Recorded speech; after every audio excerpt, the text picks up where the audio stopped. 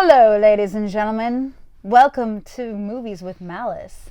I have a special guest tonight. I brought my friend Katie Gilbert. Wait, your last name is different now. It's Ellis now. I'm sorry. Katie Ellis. I'm both. We It's were fine. talking about the past, and it brought me back to your old name. So, yes, Katie. We go way back. Yeah, we've known each other for quite some time, and I thought that she should pick a movie to watch to talk with you guys about, and she picked one of our favorite movies. I know you guys love this too. Unfortunately, I don't have it on VHS because it would be like $1 million, but she picked Gummo. And so we're also going to talk about kids, because we can't talk about Gummo and then not talk about kids, right? It wouldn't be right. It wouldn't be right. But we're going to start with Gummo, and I'm just going to go right into it with Katie and find out what she thought about Gummo. Okay. Well, this movie actually means a lot to me. The first time I saw it, I was, I think, 16 years old, and I was working at this... Wait, where were you living? I was living in Alaska, in Oh my Kenai, God. Alaska, and I was working at a fish processing plant, which Oh my means God.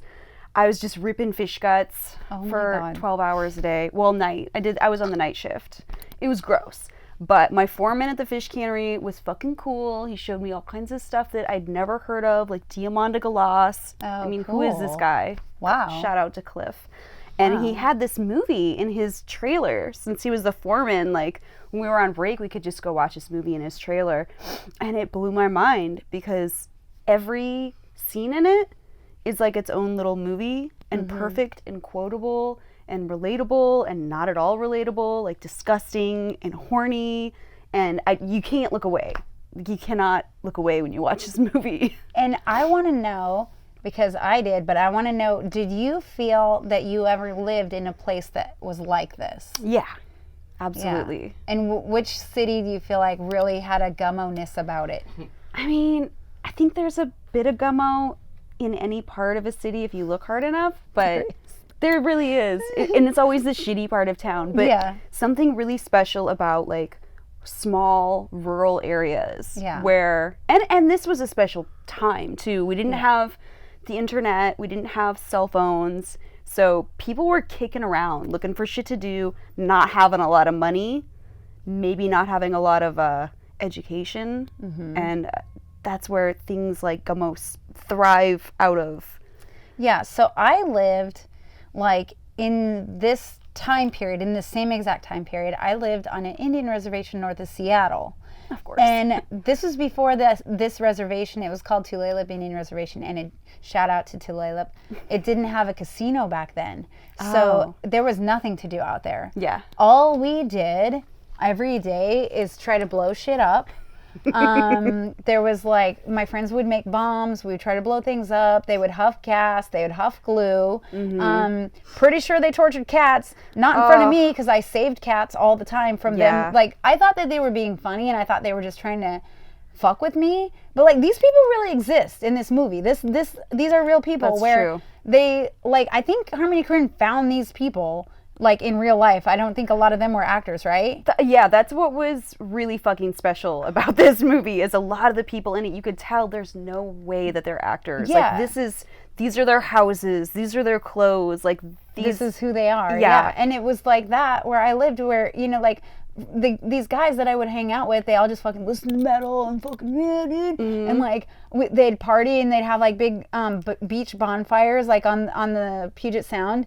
And then, like, you know, when we go back to their house or whatever, I remember like when they'd be having parties there, like one of them would always have a cat, and they would like put it in the dryer or something, and I'd have to rescue it from the fucking dryer. God. But I thought they were kidding. Yeah. Like, and maybe they were. Kidding. I thought they were kidding. You know what I'm saying? And it's just like this. When I first saw this movie, I was like, this is like a documentary of a time and a place that I used to live. Yeah. And it's just like that kind of rednecky, white trashy kind of like trailer park shit that I've like lived in. I lived in a place like that in like north of Seattle, like I said, and then when I also lived in Montana, I lived in a trailer park. I never there. knew you lived in Montana. I only lived there for like a few years in the early 80s, and I was Yeah. like, you know, a little kid, and I lived in a trailer park there that sucked. Did you ever hear anybody use the phrase, "I'm from Montana, where men are men and sheep are nervous"?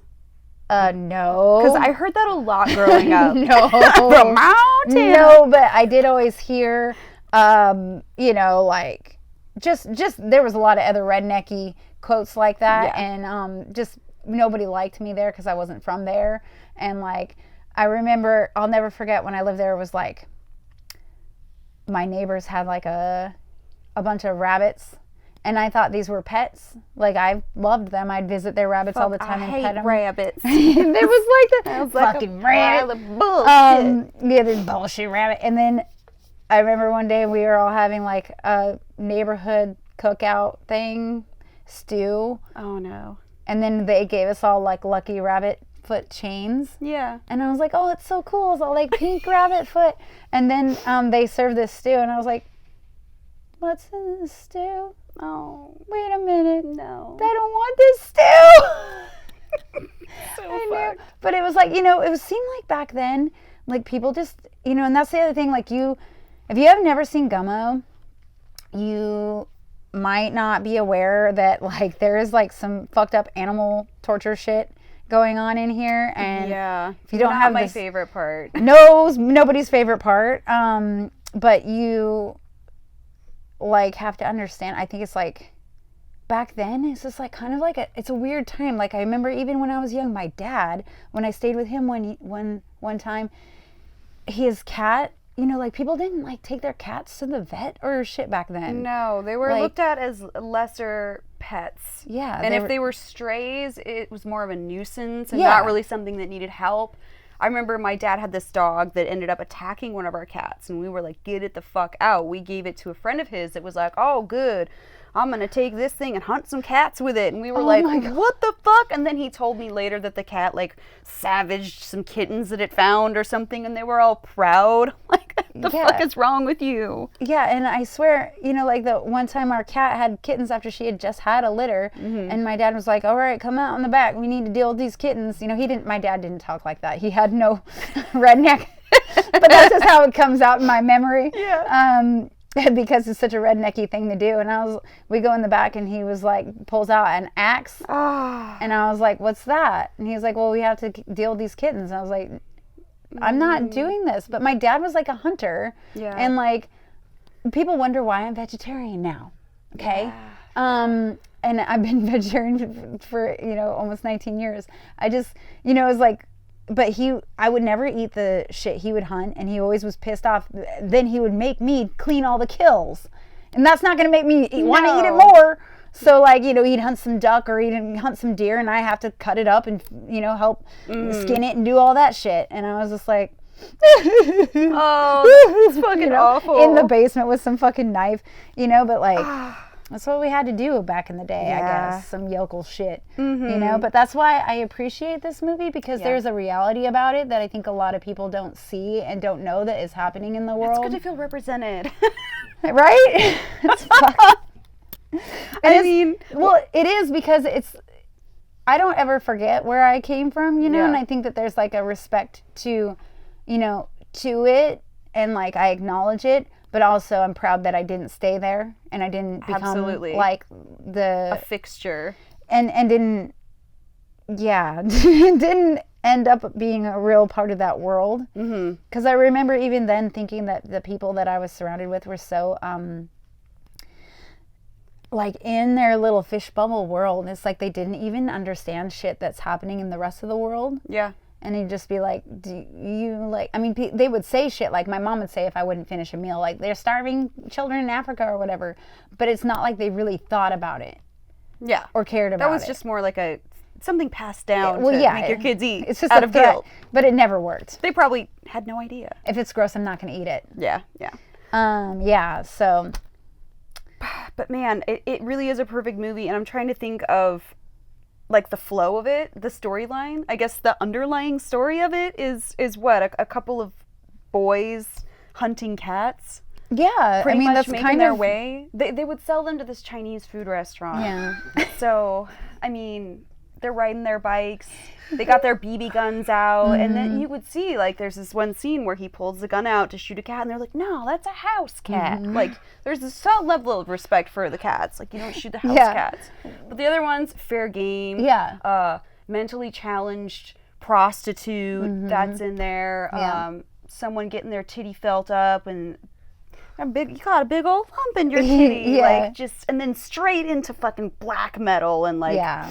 Oh, the soundtrack, you guys. We have to talk about the fucking soundtrack. The soundtrack is incredible. Best soundtrack of a movie almost ever. My introduction to black metal was Gummo. I think mine was 100%. too. I think mine was too because back in the day I listened to heavy metal. Of course, I mean my mom would date bikers and we lived on the reservation. We all were outside just fucking with the bonfires listening to fucking metal. Yeah. It was mostly Metallica all the time. It was just so good though. Metallica and Maiden Same and fucking for me Ozzy in Alaska. and shit. Just fucking yeah, dude. And like, but then, I think I had like a few friends that listened to thrash metal, but my friends back then didn't really listen to black metal, and I think I did find that on my own, and I think it was like from like this movie, and then I think there was like another movie that I seen I can't think of now that had some black metal in it, but I was just like, oh, that's pretty cool too. Yeah, movie soundtracks used to be legit. Like you would go search them out, buy them. Like there were a couple garbage tracks, but you would find new stuff from movie soundtracks, and now like I can't think of a movie soundtrack that I would want to buy. Maybe Guardians of the Galaxy is the closest thing just because there's a lot of good classics on there, but oh right I remember now. You're not teaching me anything new with that soundtrack either. Yeah, usually if there's a good soundtrack in a movie now it is like old rehashed stuff, but like if I do like get a movie soundtrack now, it's like some shit that is actually just movie music. It's just some like some scores. Background scores. Yeah, like some nerd shit. Oh fuck yeah. God, what is that movie? Master and Commander? Yeah. Such a good soundtrack. You know who also has a good soundtrack now, but I heard it's not a good movie and I haven't seen it yet, but I wanted to see it. That was the well, I have one song from the soundtrack, but that's the new Terminator movie. Oh, fuck. And it has like a good really, really dope song on it, and it's like it's a remake of a Bjork song. Okay. And it's like it's sung by a dude, and it's the Hunter song, and I freaking love it. Now I need to hear that. I started watching that, and I fell asleep in a hotel watching it. But I will say, I loved it, just because like I fell asleep, but I loved it. But I loved it. No, just like the beginning of it. At first, I was like, "Are they really doing that?" But they were taking every like classical moment from the Terminator movies, like every little quote or like scene that happened, and just jamming it in. Like they weren't doing any lead up, and I was just like, okay, let's have Terminator said porn. That they ruined it by doing that. They ruined the old ones. See, the old ones are always going to be perfect to me and stand alone. This one I thought was just like, all right, go off, like go off while you still can. Well, but I didn't make it to the. When old Arnold came in, I was asleep. So apparently that was like the worst part, and I slept through it. So to me, it's still good. So when I review Terminator, I'll watch the new one by then, and I'll talk about that. Yeah. But also going back on this, I always had a crush on this bunny boy, and you have the tattoo of it. I know it's creepy now because I'm older, but I was this age then, guys. It's like seriously, it's like the same as like Empire of the Sun. Like I'm the same age as dude. What's Christian Bale? Me and him are the same age. So I grew up having a crush on him, and I still do, and always had a crush on him. The crush was appropriate at the time, yeah. Yeah, but now it's creepy. You don't still like watch it and, oh, bunny boy. The makeout scene in the rain. I remember, I remember myself at this age, and I just do think that boy is beautiful. He is very beautiful. So did Chloe Sevigny. Okay, I want to say it's Sevigny. I want to say it's probably wrong. Savini? I feel like I've always said it wrong. She is so freaking hot. It doesn't matter. We love you. If you watch my channel, Chloe, I love you. So it doesn't really matter how we pronounce your name because I love you. Do you know that when I first moved to LA, I was invited by some guys from Portland. I can't remember their names for some reason, and that's horrible because you probably know them too. But they worked unimportant. They worked for Nike, and they were like renting or they were shooting in a mansion here. Yeah. And they let me stay there while I was looking for a apartment. And it's like this nice mansion up in the hills where Marilyn Monroe used to stay. And in the foyer of this place, whatever, there's pictures. The foyer. So bougie. Hollywood has changed you. They had pictures of everywhere where she stood in the house, you know? Yeah. And so, of course, I tried to mock those photos when I went there. But anyways, one day I was there with these guys and they invited Chloe over and I'm in the hot tub with her. Like, she's in the hot tub in this movie. And I was like, oh, is this going to go down for me? Is this where it goes down? What happened? Nothing. Did you freeze up? I waited for like a green light and I didn't feel that. Yeah. So I was like, oh, I think she's just trying to get with this dude because she kind of keeps looking at me like, so you're going to leave now? Oh, man. And I didn't feel like she was trying to like get with me. So I was like, well, I'm going to go to my room now, guys. And I didn't hear a protest. So I was like, all right. They're not trying to three-way over here. Yeah. But that was like my first like week here in LA, and I was like, very LA. I met her, but like she wouldn't remember that she met me, but I was like, and I was in a hot tub with her, like she's in this movie making out with the bunny boy and her friend, and I was like, that's like a threesome setup, like I'm in the hot tub with her and another guy. What? I thought we were gonna bunny. If I only had like a bunny ear hat to put on that guy at the time, I would have set it up and she would have been like, yes. No. This is happening. Or just like deeply disturbed. I don't know, but who's your favorite character in this, you think? Fuck. I mean, the bunny boy really has my heart. I mean, you do have the tattoo of him. I also think Harmony Korine is in this. Yeah. And he's adorable in this as well. He is. Like, he's like flirting with that black guy in the movie, and the guy's like shutting him down. He's a little person too, right? Yeah, that he's flirting with. He's and just it's like, so no, stop. Cute. Like he tries to like he's so sloppy on him. And the guy's like, bro, no. Like, I think he's sitting there with a wife beater on and little tighty whiteys too with his little legs. Yeah. Oh God. It's super cute, and like they're trying to. I just think it's really cool. I like watched some interviews that Harmony did about this too, and he's just talking about like really about who's to say like that everyone in this movie isn't beautiful. Yeah. He's like, they're all beautiful in their own way, and I was just like, oh my God, you're so cute. There was the boy whose name I'm forgetting, but he looks like, oh God, now I'm gonna blank on that too.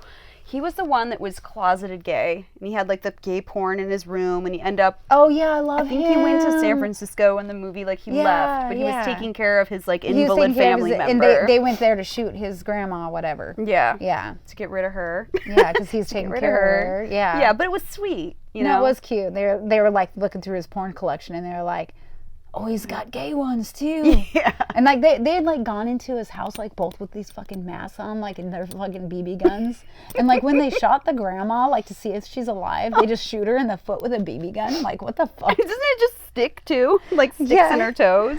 Yeah, and then who else do I love in this? That is great though to know that there was that one person in the movie that was like, I have to leave this town because it was never gonna serve him. No, yeah, he knew. But then there were the people that were always gonna stay, like the older guy that was friends with the younger kid that would always hunt the cats. Like, he's not going anywhere. Yeah, and when they show all the like, you know, the older people that are like in the kitchen just like getting drunk with each other and arm wrestling and shit. That's like my mom and like her friends when we lived on the Indian reservation. That's how they were every night, just breaking shit, getting fucked up, getting hella drunk.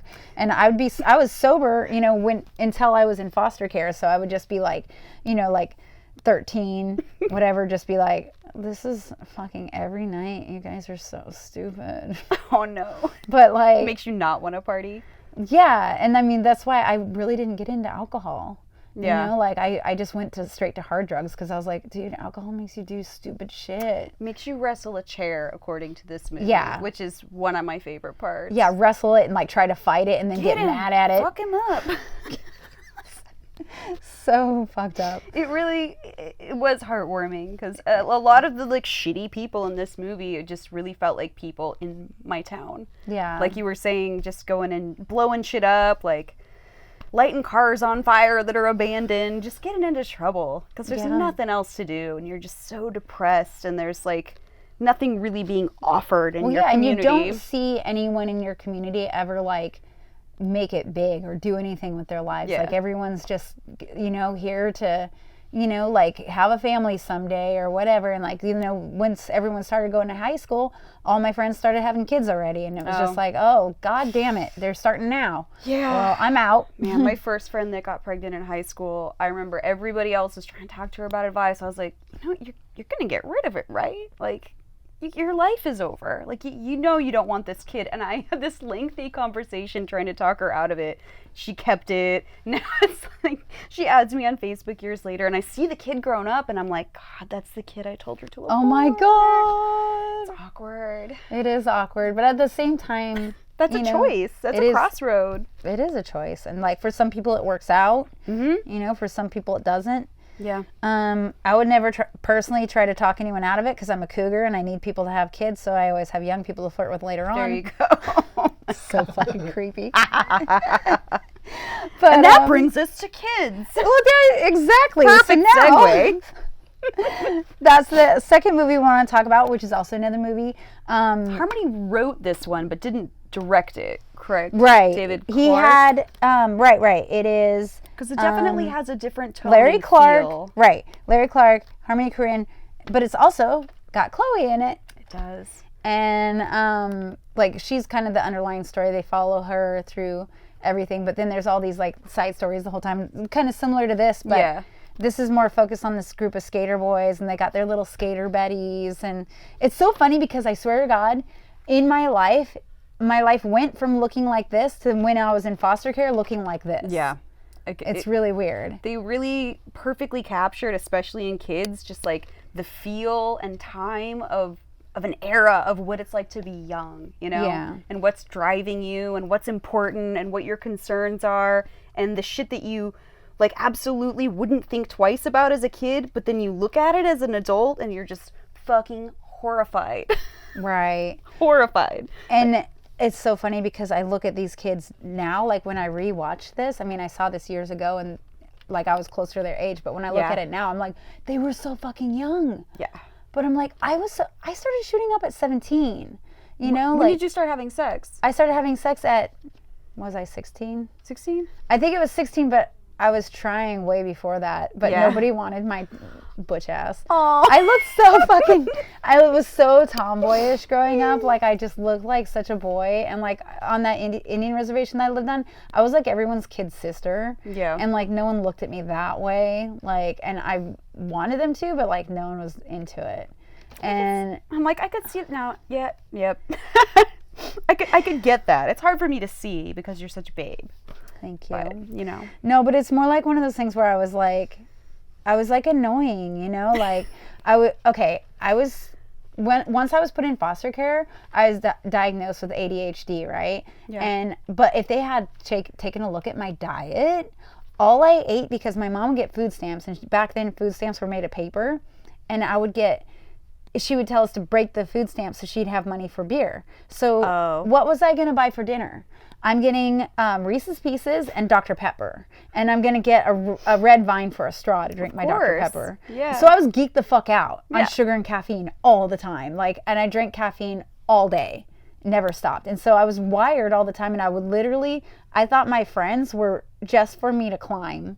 Like, most of my guy friends, you know, the Native Americans that I live with were kind of big, you know, like, because Native Americans in the Pacific Northwest are kind of like Samoan almost. Yeah. And it's like, most of my guy friends were just big dudes, and I could just fucking jump on their back and climb them and shit. And I was like a spider monkey on all of them all the time, and they would literally just like grab me and just put me in dumpsters or put me in things. Oh my God. I was just like this little high-strung little sugar thing. baby. Yeah, and they would just be like, get the fuck off me, you know? But that's who I was when I was a kid. I was just like, I'm gonna climb a tree. And I would race kids up the trees all the time. Aww. And I'd beat them. Like, I was really good at being a wild little Lord of the Flies child. Do you think that's a bit of an Aries thing, like climbing and scaling things? Because I've always been a climby, scaly. Really? Real easy. Like, if there's a rocky creek bed kind of thing, it's like I don't know. You guys tell us in the comments if you think that that's an Aries thing, because I haven't like a goat asked enough Aries. It is, because Aries are dun dun dun. The ram is all about climbing, and I have always, like, you know what my favorite thing in the world it has always been, you know, you can go to the playground and it's that octagon thing. Yes.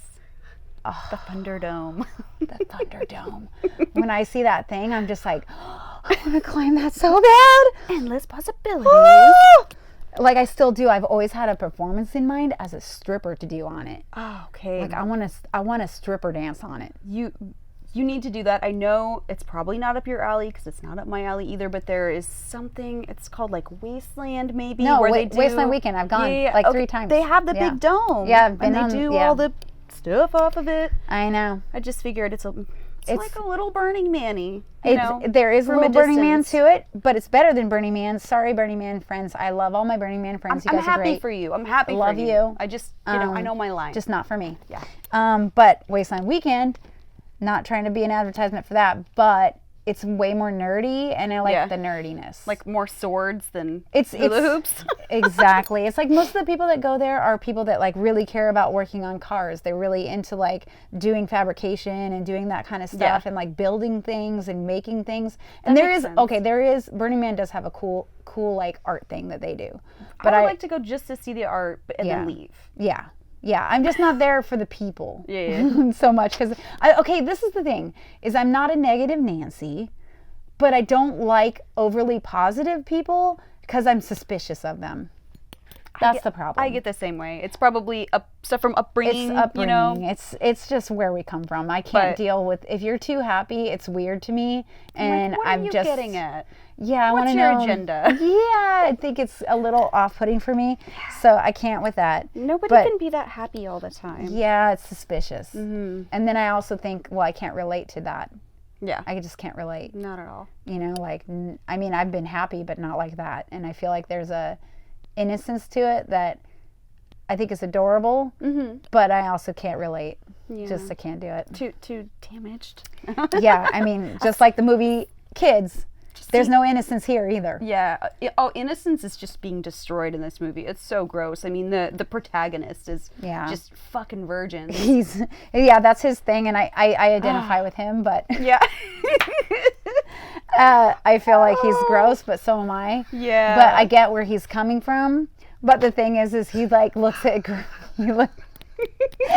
Stevie's dying.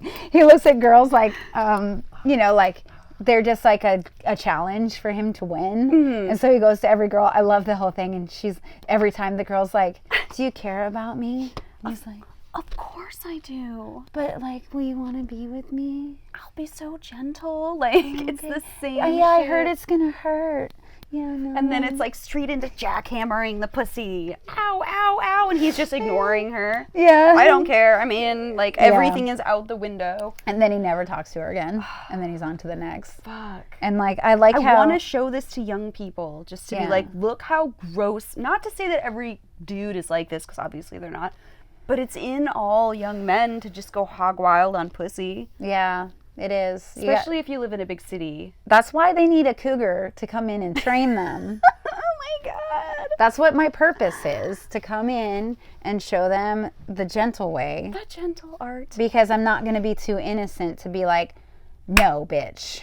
This is not what you do. Maybe that's your calling. I think it is. Malice's cougar training camps. Send me your young men. Or your young boys that will make them men. I saw a while ago, there's like those brothels in Vegas. Yeah. And there is one where they bring like a lot of virgins. I was like, that wouldn't be such a bad job. No. You know, just in there training the virgins. Yeah, I know girls that have worked at those brothels.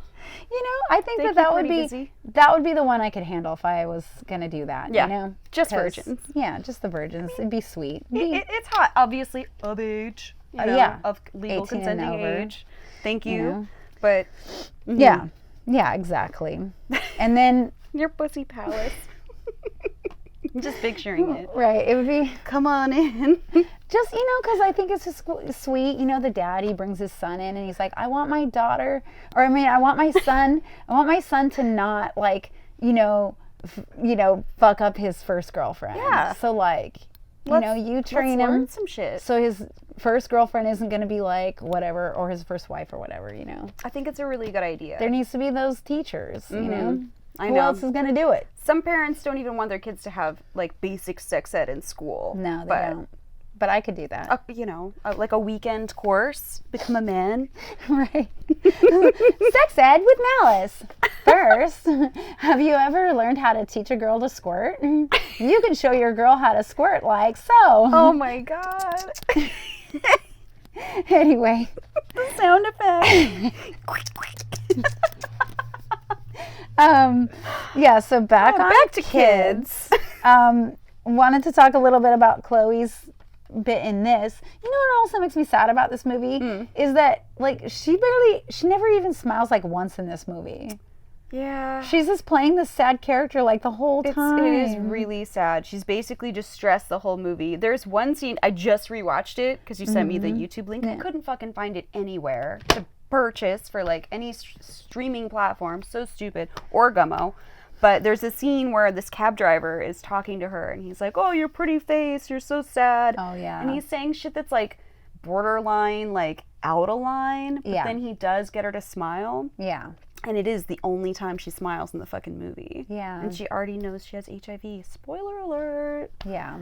So. But, you know, that's one of the things that they talk about in this movie, you know, because back then, in the 90s, it was like a death sentence. If you fucking got AIDS or HIV, it's over. You know, it's not like that so much anymore, but like back then it was harped on everywhere I went. Like I felt like everyone had AIDS or something the way that it was talked about in the 90s. Okay, one of my friends had, I think it was like a record even, like of a Will Smith show, and he's talking at one point, you know, because he was rapping, and he's like, so he says something about AIDS, like, everybody put your hands in the air, this and that, unless you got AIDS, sit the fuck down, and it's just like, well, he didn't say fuck because he never curses, but like, he's shitting on people that have AIDS. Dang. And it's accepted because at the time it was like, so whoa, if you have that, like obviously you did something bad and you're bad.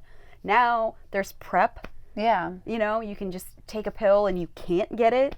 And if you do have it, there's like all these treatments to where it can be barely detectable in your system. Like we've come a long way from the death sentence of HIV. Yeah, and it's sad. It's like, you know, the kids back then. That's the thing too. Is like, I mean, I lived in San Francisco in the 90s, and it was like everywhere I went, people were like, "Oh yeah, I fucking."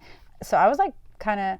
I mean, I had a lot of sex in high school, but then by the time I start like 17, when I started like doing hard drugs and shit, I wasn't really fucking around anymore. Yeah. I remember there was like one kid I was squatting with that like would literally pull syringes out of the dumpster and use them. And he was like, oh, AIDS is a conspiracy made up by the man to try to keep us from having fun. I was like, fuck. No, it's not. That's so scary. I was like, either way, even if that was true, gross. Yeah, super gross. Like not trying to get all the things. Fucking dumpster needles. Yeah. Well, yeah. So, yeah, I'm glad it's not the 90s anymore. Me too. I do feel like it was it looks like the fucking 90s now, though. Like, it's going back all to of that stuff is back in style, which makes it even more interesting to watch kids again now. Just for the style, you could just see where the inspiration is coming from. Yeah. It's just like, it's like this now, except a little more hoed out. Oh, I forgot to also mention what's her face is in this. Thinking. Or is her name even going to be on here? I couldn't remember her name. Thank you, Yes. Rosario Dawson. Thank you, Steve. Such a babe. She's so hot in this too. Yeah. I mean, I hope she was like the slutty, promiscuous one too. That's why Chloe went to get tested. Yep. And then she was like, it's not that big of a deal. But like, yeah. Oh, but it was. Yeah. It's extra sad though that she had only had sex with one person. And then bam, HIV. I like kind of how they show like, you know, like the kids having their like little house party things. Did you ever go to like house parties like that? It's basically like, basically where it's an excuse for them to like get a girl into like a room or whatever. Yeah, we had some parties like that back in the day. So many. There was this guy in the town I grew up in Kenai. His name was Denver, and he was schizophrenic, and he would like steal Robitussin and Robo-Trip and get all crazy. Robo-frying? People Dude, do you remember that? People would do that all the time for fun back in the day. Robo-fry, bro. Yep, he was like kicked out of all the grocery stores because he would just steal Robitussin. Yeah. And he had this like little government-funded apartment, and it had nothing in it, but he would just let us all come over and party. He had rats living in his stove, and he was just like, yeah, there they are, and they'd come swirling up out of the stove. I lost my virginity in that house. Not to Denver, though. But I remember this one time, somebody, like a social worker, came to check on him. And they're like, did you take your medication? He's like, yep, see? Like, he took it in front of her, closed the door, turned around, and went, it's on his tongue, and he spit it out, and then we just raged. Yeah, that reminds me worst. of my friend Anthony in Everett had a house like that. He got SSI because he was really, really big. And like, R.I.P. Anthony. And he basically was like, just let everyone come party at his house. And we would like mosh on his bed and fucking just play records and just like, everyone was robo-frying all the time. And just drinking, like people would do beer runs all the time. Can you believe? I can't believe my friends did this shit. I didn't do it because I knew I'd always get caught if I tried to steal because I always got followed in the stores. I still do now. Mm-hmm. I'm always the one they look at for some freaking reason. And you look really suspicious. I think it's because I come across nervous because I feel like I know they're looking at me. I don't know. I'm a paranoid person. And like, but they would, like, my friends would just go and fucking rob beer all the time and then bring it back at their house. I never had the balls to do that shit. Way too. Ugh. Yeah. Yeah. Yeah, no. I think one time even one of my friends, like, put something in my pocket, like, when we were in a store, and I was like, why did you do that? No. Stop. I was just like, I don't want to be a part of this, but I don't want to be a, like, whatever. I don't want to be a square. But I was like, stealing was just not my thing. I was like, I'm going to turn bright red. Like, I can't do this shit. But I remember my friends were like, the skateboarder kids that I hung out with in Everett, they did shit like that all the time. And they were always like getting into fights like these kids are in this movie, like the boys getting in fights. They used to hang out in front of this bar in Everett. And like, they like to roll drunks. So every time drunk guys would leave the bar at 2 and they'd just beat them up and take their money. Oh my God. That was the shit that they did all the time. That's kind of the perfect crime. That's like, yeah, because the drunk guys. You meant like rolling them. No, because the drunk guys aren't going to call the cops. They're like, what, you got fucking robbed by a group of kids, really? Yeah. But like, because they're like grown men. You're like, fuck, dude, I just got fucking jumped by a bunch of fucking kids and they took my money. Aww. And they did that shit every night. That's how they got their beer money. And I was just like, these were the fucking people I was like, thought were cool back in the day. I know.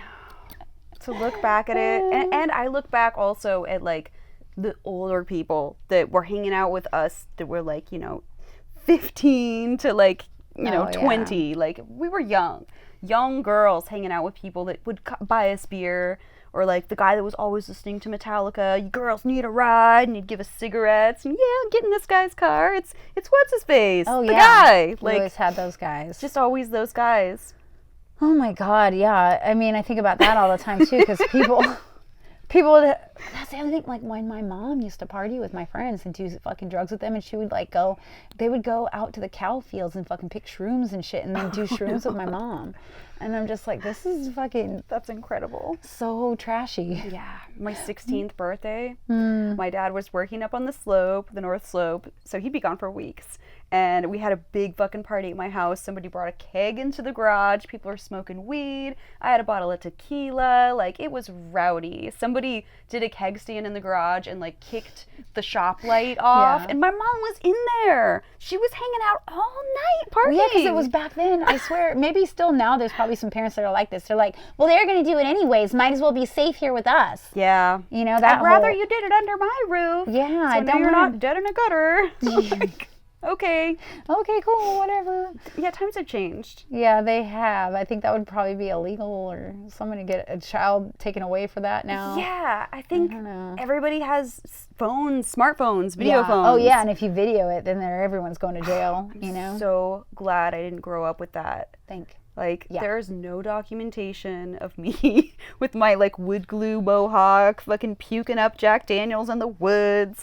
Unfortunately, there is a documentary where I'm doing a lot of bad shit. But I mean, if you're finding this on YouTube, you've probably already seen it. It's the Black Tar Heroin documentary. But, yes. But yes, I've got some embarrassing stuff on the internet, I guess. No, I said some hella stupid shit. So you know. Well, you were in a heroin documentary, Look at you now. Yeah. We recovered. And that documentary kind of falls in line with these as well. It's kind of about some kids just being stupid. If you want to really go trifecta. Yeah. I think the documentary that I'm in, it says, let me see it real quick. I think it says, because they sent me one of these. If you loved Gummo. No, it says, it makes train spotting, not kids. It says makes train spotting look like an after school special. Yeah. Yeah, no, it doesn't. Anyway, train spotting's still really fucked up. Yeah. But, I was curious too. How old were you when you lost your virginity? 14. 14? Yeah. Dang, girl. I know. Well, all my friends were, and it was like, I know I want to, and I got on birth control before I started having sex, because I was like, I know I'm going to want to, and I know I don't ever want kids ever, so I was like preemptively ready on birth control, condoms from Planned Parenthood, like I was ready to start having sex, but then it was so awkward, you know, the first couple times, and then it's like, oh God, this the kids thing with the jackhammering, and they just, God, people really do need someone to show them. Tell them. Yeah, well, like, even in my situation. Not show them, I guess that's wrong, but you know what I mean. Like, someone to talk about it with them. A better way. Yeah, that's the thing, too. Like, I was, like, on that Indian reservation at that time, and it was me and this other virgin boy. We were both 16, and we had both wanted to not be virgins for the longest time. We were best friends. Aww. Like, he had a couple of Dobermans, and we would play out in the yard with them all the time, climb trees. They're super dope. Steve's getting so embarrassed. But, like, this kid, like, one day we were just like, dude, like, we're the only virgins left out here. Aww. We should just take each other out. And so we went with, like, this older couple of friends of ours, and we broke into the Alcoholics Anonymous building that was out there. Nice. Because no one used it. And let's be honest, I'd never seen anyone go in there, and it was never open. I feel like people just put it out there to be like, we have this. Shit. Look, we care. So you guys are fucking there. We broke in, and, like, so there's this couple fucking right next to us, and so it was kind of like a demonstration of, like, I mean, I had already been watching porn. I was like, this is, you know, I know what to do. Yeah. But, like, we didn't know what we were doing. No, that's another, you know, thing with kids watching porn now and thinking that's how you fuck, like choke slamming and no, it's like people see gonzo porn and think that that's sex. It's not. Yeah. That's fucking. You gotta start with sex first. Yeah, I mean, at least, you know. Or making. I mean, me and this boy, we weren't, like, in love or anything, but we were at least trying to, like, get off or something, but we didn't even, I don't think we really knew what we were doing, you know, and it would be like, I think we had sex 4 times in the time we dated and then just gave up. We were just like, this isn't, I don't think we're doing this right. And I think with my second boyfriend, I figured it out, but, like, that boy, I think we were just too, I was also just an immature person, and I think he was too, even though we were 16. Yeah. Like, to me, it's crazy, like, to think that you had sex at 14, because when you look at 14-year-olds now. Oh, no, it's horrifying. What was that? I didn't know what I was doing. I know, but just to think of, like, how young that really is. That's babies. It is babies. But, I mean, again, small towns, it's like, what else are you going to do? There's nothing to do. And again, no internet, no cell phones. We had nothing like that. And if you wanted to meet up with your friends, you all just knew where each other would be because you all hung out at the same place every day. You're going to be at the park or you're going to be at so-and-so's house. Yeah. Like, certain payphones you could call and somebody might pick payphones. up. We used payphones. We would do click calling, you know, where you call and it's like you haven't paid, but you click, oh, okay, I know what payphone they're at. Or you collect call and then you say, I'm at this payphone and hang up so they can call you back for free. Yeah. Because you don't have a dime. Yeah. No, we didn't have money. You didn't know how to do things and you just had to, like, run around. I remember just having a bike and just, you know, biking to a friend's house to see where everybody was and just biking around all the time. A lot more active. I mean, you know, it's not like where I lived was huge anyways, you know. Yeah. So it might look disgusting, but simpler times. You know? It was a different time. And I'm sure there's still some places that are still like this today. And